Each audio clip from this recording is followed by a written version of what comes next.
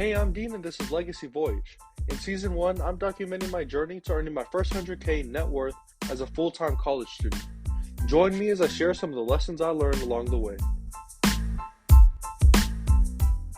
Probably most of you know that when I was in high school, I was a part of this summer Caddy program. And so here I am, 13-year-old kid on an airplane by myself, not really because my cousin was there, but by myself, headed halfway across the country to Chicago. And thinking back at it, it's low-key kind of crazy that I did the program, but it has easily been one of the most life-changing decisions of my life. And I want to tell a story about it because I think it works really well with what I'm going through right now. There I am, 13-year-old kid, about to do something that I've never done before. Never even heard of this thing called golf caddy. And so I'm about to go be a caddy. And as a part of that, of course, we go through some training. Got to figure out, okay, where do I put clubs? Where do I go? What are some of the unwritten rules of caddying? And there's a lot of them, by the way. That's how it was. And of course, going up to the very first day, I was nervous out of my mind. Oh my goodness. I was like stressing out how the next day is going to be. I'm going to lose a club or lose the ball or walk in the wrong way or break one of those unwritten rules. All these worst case scenarios running through my mind. So finally, the next day rolls around. Of course, we wake up early in the morning, get ready, head out to the course. And the first day is rough. I'm not going to get into the details, but imagine I go through all this stress. I get there on the first day and wait. And I'm waiting and I'm waiting and I keep waiting for literally hours because I didn't get a loop that day. Now, at the time, I was like, oh, sigh of relief. I didn't have to go out. But low key, I was like, what the heck? Did I come here for nothing? What's the point of all this? The next day comes along. I think we shadow someone else again. I was like, I'm not even going on the loop. We're just following someone else just to learn the ropes. And then finally puts me out there. And I get called up. He walks in, he's calling all the names. Okay, we have this person, this person, this person. And if I said D, and I'm excited, and I jump off, throw on my caddy bib, and run to the hose, spray down my towel so I can make it wet to clean the clubs and stuff. And I'm so excited for this first loop. And it's kind of like that first day of school where you're super pumped and motivated to get going. A day passes by, then 2 days pass by, and eventually a week, and we're hitting snooze on the alarm 10 times. And that's kind of how it went with caddying too. And so at first I was pumped, jumped out of bed, got my lunch ready, and out the door. Then eventually got to this point where I'm like, oh my goodness, I hate caddying. Caddying sucks. This is terrible. And there comes this point at some time in the summer, and I kept experiencing this thing every single time I went back for the summer. Like first summer I went there, it happened. Second summer I went there, it happened again. Third summer happened again. And there's this turning point where your motivation for going is less than your dread for going to work or whatever, caddy. And so I got to this point where the alarm went off. And I would absolutely hate having to push stop on that alarm clock and put my feet on the ground and stand. But I would do it anyways, just to get it over with, head off to the club, and then I would sit and wait. And it was like this lifeless motion I would go through and just try to get it over with. All I wanted to do was come home that day and chill with the boys, play basketball or do whatever. And it kind of went like that, like clockwork, where I would hate waking up in the morning because I was not looking forward to the day ahead of me. And that's kind of been my idea of what burnout is. Because there's a couple of times that same thing happened when I was in school, where I was always looking forward to going to school and doing my thing, getting all the work done. And it could even apply to football too, where I was looking forward to practice and going into the game. But then there comes this point of burnout where, oh my goodness, I do not want to go to this game. And I lose that sense of purpose. Now, I was listening to a podcast a while back, not even a while back, really this morning. And he was talking about how the best athletes in the world who train for hours and hours on end, Kobe Bryant, Michael Jordan, Tiger Woods, all of these these GOATs, they train nonstop. Literally, like hours and hours on end, they're perfecting their craft. And you gotta wonder, looking at that, it's like, how the heck do they not get burnt out? What in the world is going on there? How can they keep on doing this thing over and over and over again? Very repetitive, takes a lot of work, a lot of energy. How do they not get sick and tired? Because at some point, maybe you could do it for a couple days, couple weeks, maybe months. For literally to do that for years, in years and decades, it seems impossible. But the guy on the podcast, he was saying he's like a celebrity coach, basically. He worked with a whole bunch of athletes. And he was saying that he's seen with all of these athletes, all of these greats, the reason they don't get burnt out is because of the passion they have for what they're doing, of the fulfillment that they get from putting the ball in the basket or getting that perfect swing in and eventually winning championships and tournaments and games. And he was saying how that burnout only occurs when you lose your sense of fulfillment from the activities or from the tasks that you're doing. And the reason this came top of mind for me is because guess what? Yesterday, the day before, and really since the full school year has started, I've just been excited to jump out of bed. Can't wait till the alarm clock goes off because then I could hit stop on the alarm clock, put my feet on the ground, and get ready for the day ahead of me. And I've always had that sense of excitement, fulfillment, but today was different. Today, the alarm went off. I was like, I don't really want to get out of bed. I kind of want to just stay and sleep. And it took me back to those old caddy days when I was laying in bed and I didn't want to get up to the course. And I was like, wait a minute, is this what burnout is? After listening to a couple podcasts and philosophizing about it a little bit more, I realized that burnout is this thing, and it really only occurs when you lose your sense of purpose of why you're doing the activity of playing the game to begin with. Because it happens, I think, at least for me, I forget the reason why I started playing. And in this context, I'm talking about like internships and startups. But that's what happened. I forgot the goal of the game. And really, the whole goal of all of this Ninja News and Eno Succession and all of it was keeping in mind at the very back of my mind, always remembering that this is because of the person I want to become. Like that target of my dream identity is really the goal of all of this. And I think that's the big quote unquote blessing at the end of the tunnel. But I will say, and I'll caveat this like crazy, like if you just listen to the past 30 seconds, make sure you don't miss these next words.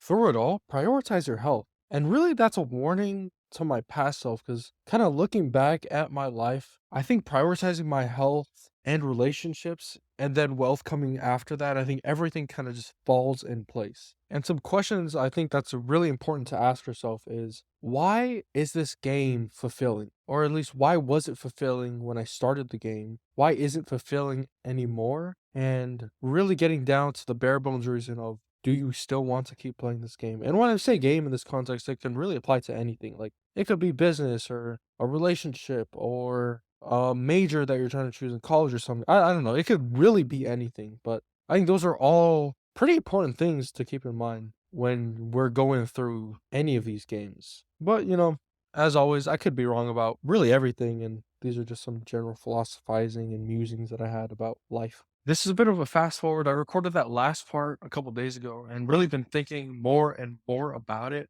I don't think I actually had burnout. I think it was just like a hint of lack of motivation, probably, or sadness, maybe. Because I think burnout is actually a much bigger thing than what I've ever experienced. But the lesson does still apply, I think, when talking about when you're kind of losing motivation for things that you do. So that idea of remembering why you're playing the game to begin with, I think is really important. But moving on to my life update and first talking about health. The other day, it was like any other Sunday, go to church and do all the things and grab some food. Like, of course, nothing about it on the outside looking in really differs from any other day. But at the very end of the day, I got this question was like, how would you rate your day on a scale of 1 to 10? And usually my days, even if they seem kind of tough where I'm working literally like 10 plus hours, I still rate those days pretty highly, like an 8 or 9, because I love the work. I love the person I'm becoming because of doing the actual work. But then I got hit with that question yesterday. It was like, oh, well, actually, I don't know. I guess today was like I guess it was like a 6. And it kind of confused me. I was trying to figure it out. Why would I rate that day a 6? Because, I mean, I didn't do any work. I was mostly just chilling. Maybe it was because I didn't do any work. I was like, no, that's not it. Because I'll feel fine on days where I don't do work. I think the reason it was that is because I didn't really focus on my health, more specifically my physical health. Something that I noticed with me is that I really love going on walks, like I'm doing right now. Right now I'm walking indoors, so I guess it's kind of different. But even now, like these walks really help me think. And when I say think, I mean like philosophizing or more like self-reflection of really taking a step back of the day-to-day grinding through emails or reading something and listening to podcasts, even though like I listen to podcasts on walks, the biggest thing that it helps me do is take a step back and refocus, which every now and then is really all we need. It goes such a long way of even a 15-minute walk that it can help me step back and really think about life. So that's something I've noticed. And it's kind of been a struggle lately because I'm in Chicago and it's January and it's freezing cold outside. Like it is legit negative, I think 20 with wind chill, negative 30. It's insane. I've actually never been in such a cold environment, but it's this crazy nightmare that I've been so scared for called a polar vortex. And I've heard horror stories about this thing. It's like literally the coldest type of environment where you literally step out and your entire leg freezes just 1 foot out the door. But it honestly isn't as bad as I imagined it to be, but it's still bad. It's still pretty bad. So that's one thing I've learned is that it's kind of tough to walk when it's freezing cold outside. So I'm going to try to find different ways that I can still get that time I need or get that time I want to self reflect, but also like try to get some, I don't know, indoor fitness, something. Because walks just help me feel better, honestly, digest my food. So that's why I love them so much. And it's the reason why I'm kind of feeling low on in terms of physical health, which in turn affects really everything of my mental and spiritual. But really recognizing that over this past weekend, I think it's really big. So really in the end, this is kind of a big win because I'll keep that in mind moving forward. And really, it's just one step towards the person that I want to become. So that's a dub. Moving on to relationships. I've been actually debating this for a while now because a long time ago, not a long time ago, but over the years, not even over the years, what am I saying? Just this past summer, I remember recording a podcast talking about, oh yeah, I like looking at the cash value of something and what it brings to my life. So when I'm looking at relationships and I'm thinking about who do I want to hang out with, who do I want to be around, what's the cash value of all of those people? What do they bring into my lives? And along with that same idea, it's like, okay, I'd rather talk with my family than go and hang out with these college friends because they're not getting me closer to my goals. They're not conducive to the person that I want to become. And a lot of that reasoning, it came from the Hormozes, from Layla and Alex, because they're probably two of the biggest people that I kind of follow. And honestly, I'm not sure if that's the best way to go about things because it seems very individualistic and it seems very everything is all about me, me, me, me. But right now, that's kind of where I find myself. I think eventually maybe it'll progress to the point where I'm more of someone who's closer to like Jesus. Not saying that I'm some super saint without sin type of Jesus. I'm talking about like just doing things for other people out of love, which is, I think that's where like, Jesus is at, where he could just do things for others, even if they literally kill him, which is crazy to think about. Maybe I'll get down there eventually, but we'll see. Definitely still trying to figure out my views on relationships. But so far, I think at least for me, it's kind of served me where all the people that I have in my life right now have helped me become closer to where I want to be. And it's in different aspects. Like I'll hang around my rugby teammates. I don't want to get my moral values from them, but I do want to get like their physical values, like how much they value nutrition and fitness and stuff like that. So that's always good. And then being around like church people, I would want to be more kind, more loving to others. So this is something I've been thinking about. And it gets into the other thing that I heard a couple days ago at a career night, but is this definition for culture. Because for ages, literally, if you go listen back to one of my episodes talking about deep diving into culture, I was like jumping through hoops trying to make a definition that works, and trying to fit all these things together. And eventually I came to this super long winded definition that kind of makes sense, but mostly doesn't. That would require 10, 15 minutes of explanation. But then this guy is talking about culture and he literally sums it up into 2 words. And I'm like, that's it? That is the Eureka Yahtzee moment of life. Like, what?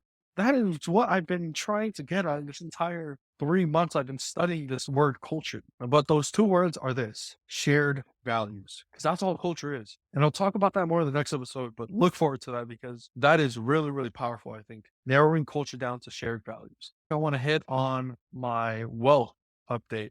There's a lot of things in the works, a lot of things in the works. Really debating on this ETA search fund route of doing a self-funded search. So maybe we'll do that in the coming months. Maybe I'll just go full time into Tunisia News and focus on the startup. Maybe I'll try to get an internship with this senior living real estate finance place. I don't know. A bunch of things in the works. But honestly, I think all the stress and anxiety about my future is really just part of playing the game. And we'll see where it takes me. But hopefully it won't be too tough because I don't know. I'm loving it. I'm loving the person that I'm becoming because of going through all these things. But I will catch you in the next one and let you know how everything goes.